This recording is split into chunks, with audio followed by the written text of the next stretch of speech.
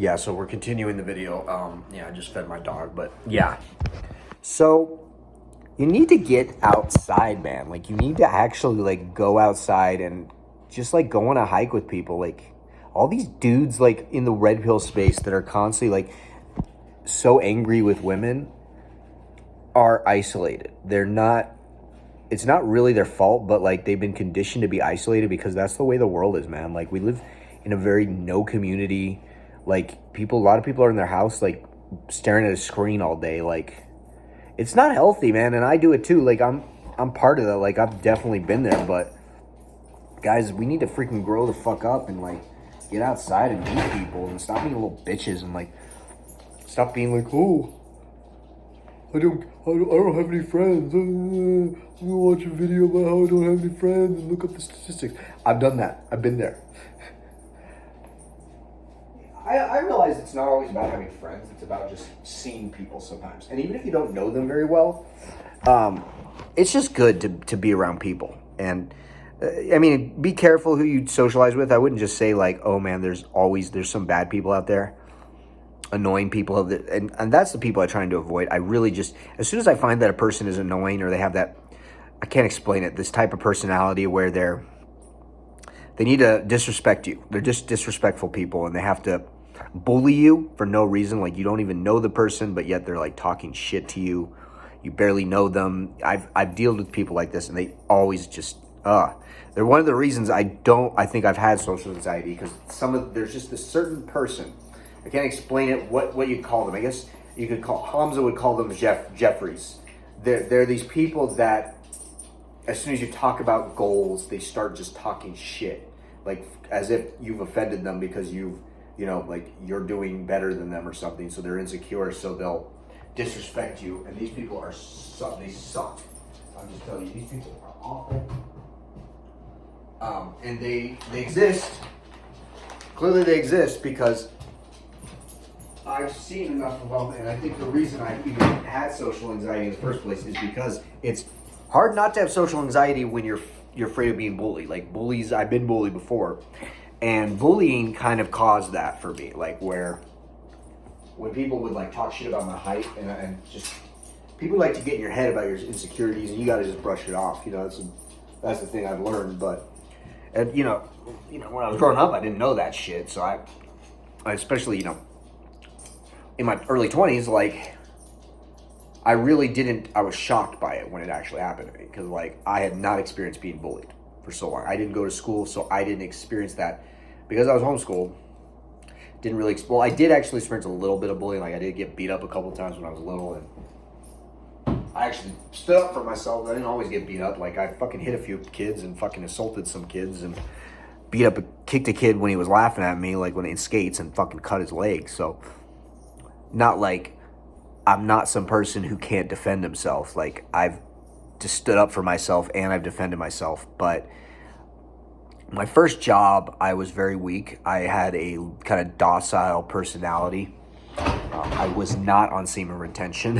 I was completely opposite. In fact, I was like a full-on, like, coomer, man. Like, I was, let's not even say, I don't even want to talk about those days. Like, my early 20s were kind of a nightmare. Not gonna lie. And I just was very insecure.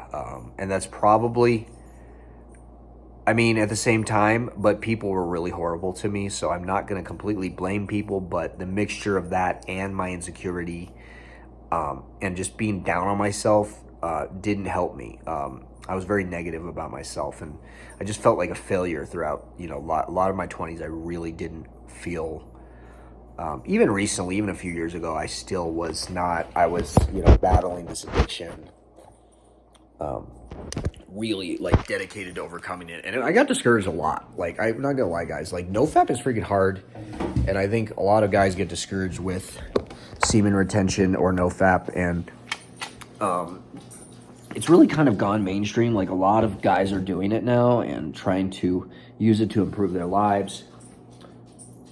It's essential. I'm sorry, I don't care what studies you have, I don't care the stupid studies. Doing PMO cures freaking whatever. Like, it's good for prostate cancer. Oh, it's good for this. It's healthy. It's healthy. It's not healthy. It is a movement for the PMO industry, which is all owned by one company called MindGeek. And they clearly are mining data from doing this. Like, the amount of data, like, I don't even want to know the data that they must have on me. But, or who knows all the nasty stuff that men have watched, you know. And it really messed me up before the internet even. I mean, how I got exposed to it was actually through cable TV. It was like, you know, softcore. And I was very addicted to that. And then eventually I went on the internet. And I think I saw it, like, I think for years I'd been watching softcore, like. But anyway, my pee addiction started at 11, and it went all the way, pretty much all the way. I was addicted for about 16 years. And now that I'm fully, like, pretty much fully recovered, like, I actually feel recovered. I feel very little urges anymore. I don't relapse, like, at all. I haven't relapsed in over 7 months. Like, I'm at a point where I don't feel urges, and my body is starting to accept I'm not going to do it anymore. I'm done. And especially now that it's nofap November, like, it's freaking hilarious to me watching all these newbies trying to quit. You realize how serious this problem is when it's just looked at as some stupid meme. Yeah. This shit ruined my life. Like, I'm not gonna lie. It ruined my life.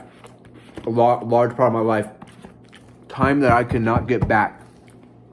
I dedicated time to looking at a screen, at pixels, putting energy into that, feeling drained, going to work. That process repeated. Day, you know, 7 times a day sometimes. Like, it was such a problem that it almost led me to suicide. It almost led me even in quitting it, the process of quitting, the withdrawals, the days of the horrible relapses, the progress I made and the progress, like, I've been through some crap with this. Like, this was the biggest challenge of my life, quitting this. I know it's so embarrassing to say this, but it was the hardest thing that I ever did, quitting this. And you need to quit. Men need to quit. You are living in a matrix. It is a programming. It is you are being programmed with this stuff. It is turning you into a degenerate. And the more and more I stay off of it, the less I think this way. The more I start believing in God too. I'm not as atheist. Like, I was an atheist. I didn't believe in God. Something to drink. I didn't believe in God while I was addicted to this. I was godless. But now I feel closer to God than I've ever felt. I've never felt religious in my life, and I feel this spiritual force. Like, it's hard to explain, but I'm working out. I have stamina. I have energy. And it's like an awakening that you can't explain as a man. Like, you just have this energy inside of you that is so valuable. This stuff is so valuable. And you are meant to transmute this. This is what life is as a man. But men have been lied to into depleting it for the gain of power, because men who retain, if every man actually retained, if men actually, this is not, the thing is, it's called nofap, it's called semen retention. This is some practice, but this is actually the way the world was. Every man did this before. This was regular. No one was watching this. No one was just releasing as much as they are now. I don't believe that men masturbated as much as they do now. It's kind of gross, but I think like the access to this is not only damaging for the brain, but it's actually damaging society.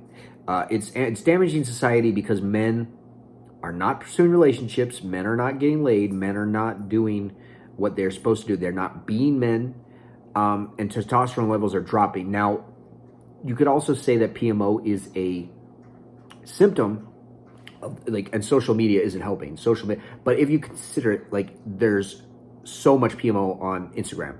I mean, Instagram is literally like you just see girls shaking their butts. You see girls in tight pants. You see girls in yoga pants. Your brain is just automatically giving you dopamine just from that. And it is not that much different than PMO. And I don't understand why people can't see this. Women are being lied to. Women are being pulled into this game where they're being forced to act like degenerates. And the same kind of addiction is affecting them. I think PMO addiction exists with women. It's not as, I don't know if it's as on quite a scale as men, but they are watching for sure. They aren't talking about it. Now, women in general don't talk about anything to do with their with sexuality. They're kind of afraid because there's still some really afraid, even though there's this whole movement, whole body positivity, and there's all this anti-slut shaming, whatever. There's still, women still don't want to be known as a slut. You know what I mean? It doesn't make much sense because they know subconsciously it's wrong. They know subconsciously it's immoral. But this stuff has actually brainwashed people in society acting like degenerates, jerks, cheaters, liars. It has encouraged so much evil. It is such an evil on an unprecedented level. I can't even explain how evil it is. How disturbing it is, the fact that it's being used to program a population. This is a weapon. Porn is a weapon. I just want people to know this. This is an addiction, and there's so many influencers who are in on this industry, who get paid by this industry, I believe, who in their best interest is not to disrespect it because they make money too. They are part of the problem. Because men and women being stuck in this loop of either women are extremely interested in this fake validation that they get from social media, which means nothing. They get likes and it boosts their ego up, so they post more and more, and then men continue sipping and the cycle continues. Men see a pretty girl on Instagram and they're like, heart face, and they think that it's going to get them laid. But then they, and then they go through, and then eventually, and then either they continue simping and living in the matrix, they continue like pursuing women, and women continue getting rejected. There's men like this. They continue living in this fake lie, and they spend all their money on OnlyFans. This is like, there's a whole industry to this. It's just so disturbing, if you ask me. It's actual exploitation of men. Like, there's an exploitation of the male brain, of our most, it's really fucked up if you think about it, of our most primal urge. It is being exploited and by this industry, and women see this as good. They don't understand how disgusting this actually is, how that is just wrong on so many levels. And if there's any girls out there that are recognize this, you're like a gem, and there's you realize that this is degenerate. Like, you should respect your body. You should not be modeling naked photos and posting on the internet for OnlyFans so you can make money. I don't care how much money. That is dirty money. That is drug money, if you ask me. You're no different from somebody selling heroin on the street, if you ask me, if you're selling porn. Like, I'm sorry, but this stuff is addictive. It is more addictive than crack. It's more addictive than cocaine. It's easily accessible. You can get it. You can click a button and you find a million websites of any pleasure you want. And why would you want to pursue life? Why would you want to be a man? Why would you want to, embrace who you really are when you can just watch a million videos and release your seed every day? This is not a joke, guys. This is a dangerous thing. This is a weapon being used on you. This is for the younger guys out there. Like, you guys need to stop consuming this. You must go on nofap. You must search for your purpose. You must. It is like, dude, this is the fate of humanity, man. This is not a joke. Like, this is where the world, like, this is going to degenerate. This is part of a plan, man. And we can fight this. We can win. But we have to understand this. Like, people need to know about this. And it's being shut down. It's being oppressed for a reason. Like my channel, where a lot of channels that talk about this, we don't get the amount of views. We are shut down. And there's an agenda to this. So I want you guys to know that if you really are struggling with this, I really would like it if you guys would email me at joel.ferris72@gmail, and we can do accountability partnering for free, completely for free. I will be your accountability partner, and I will help you quit this because this is a serious thing. People don't understand that this is really serious. Society will fall apart if we don't change this. Like, if we don't start becoming men, this is more serious than it really comes down to this. Like, I think a lot of this, I think, has to do with PMO, the politics, the degeneracy. I mean, people are being brainwashed with this. It is not a joke, guys. Please email me at joel.ferris72@gmail.com. Let's talk about this, and let's fix this issue, man. I mean, one soul is, if we can save as many souls from this demon, the better.